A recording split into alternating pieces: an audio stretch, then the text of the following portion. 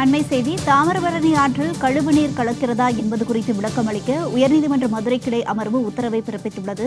தாமிரபரணி ஆற்றில் கழிவுநீர் கலக்கிறதா என்று அறிக்கை தாக்கல் செய்ய உத்தரவானது பிறப்பிக்கப்பட்டுள்ளது. அண்மை செய்தியை தற்போது நாம் பார்த்துக் கொண்டிருக்கிறோம். தாமிரபரணி ஆற்றில் கழிவுநீர் கலந்தால் அதனை தடுக்க என்ன வழி என்பது குறித்து நாளை மறுநாள் விளக்கம் அளிக்க உத்தரவானது பிறப்பிக்கப்பட்டுள்ளது. அண்மை செய்தியை தற்போது நாம் பார்த்துக் கொண்டிருக்கிறோம். தாமிரபரணி ஆற்றில் கழிவுநீர் கலக்கப்படுகிறதா என்பது குறித்து விளக்கம் அளிக்க மதுரை அமர்வு நீதிமன்றம் உத்தரவை பிறப்பித்துள்ளது. அண்மை செய்தியை தற்போது நாம் பார்த்துக் கொண்டிருக்கிறோம். விரிவான விவரங்களுடன் செய்தியாளர் சல்மான் இணைப்பில் இருக்கிறார். அவரிடம் விவரங்களை கேட்டறியலாம். வணக்கம் சல்மான், தற்போது நீதிமன்றம் என்ன மாதிரியான எச்சரிக்கையை கொடுத்துள்ளது? இது குறித்த விவரங்களை பற்றி விடுங்க. தூத்துக்குடி மாவட்டம் செய்துங்கநல்லூரை சேர்ந்த காமராசு என்பவர் உயர்நீதிமன்ற மதுரை அமர்வில் ஒரு மனு தாக்கல் செய்திருந்தார்.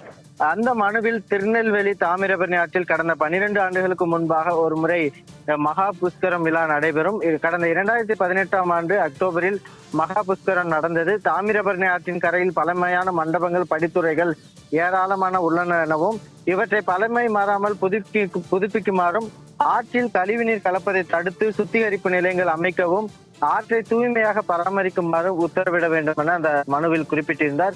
இந்த மனு நீதிபதிகள் சுவாமிநாதன், புகழேந்தி ஆகியோர் அமர்வுக்கு முன்பாக விசாரணைக்கு வந்த பொழுது அப்போது நீதிபதிகள் பிறப்பித்த உத்தரவில் தாமிரபரணி ஆற்றில் கழிவுநீர் கலப்பதை முற்றிலும் தடுக்க வேண்டும் எனவும் உள்ளாட்சி அமைப்புகள், மாநகராட்சிகளில் இருந்து ஒரு சொட்டு கழிவுநீர் கூட தாமிரபரணி ஆற்றில் கலக்கக்கூடாது, இதற்கு தேவையான நடவடிக்கைகளை உள்ளாட்சி அமைப்புகள் எடுக்க வேண்டும் எனவும் இதை மீறியும் தாமிரபரணி ஆற்றில் கழிவுநீர் கலந்தால் உள்ளாட்சி அமைப்புகளுக்கு கோடிக்கணக்கில் கடும் அபராதம் விதிக்கப்படும் எனவும் இதற்கு பல உதாரணங்கள் உள்ளன, ஆற்றின் தூய்மையை பாதுகாக்க வேண்டும், இல்லையேல் தாமிரபரணி ஆறு கூவமாக மாறிவிடும் எனவும் வருகிற 26ஆம் தேதி தாமிரபரணி ஆற்றின் பொதுப்பணித்துறையின் நீர்வள ஆதார அமைப்பின் தலைமை பொறியாளர் நேரில் ஆஜராகி உரிய விளக்கம் அளிக்க வேண்டும் எனவும் மேலும் தாமிரபரணி ஆற்றில் உள்ள 84 மண்டபங்கள், படித்துறைகள் யார் பராமரிப்பது, பாதுகாப்பது என்பது குறித்து உள்ளாட்சி அமைப்புகள் பொதுப்பணித்துறையின் நீர்வள ஆதார அமைப்பு பொறியாளர் பதில் மனு தாக்கல் செய்ய வேண்டும் எனவும்